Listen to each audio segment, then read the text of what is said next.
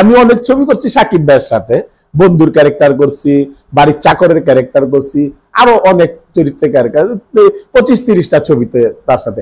এখন চিন্তা করতেছে সে যে লেভেলে চলে গেছে, সে চাইতেছে তার চেয়ে আরো বড় কমেডিয়ান কে আছে, যেমন বোম্বের বড় কমেডিয়ান জনি লিভার, তার ছবিতে নিতে চাইতেছে। কেন?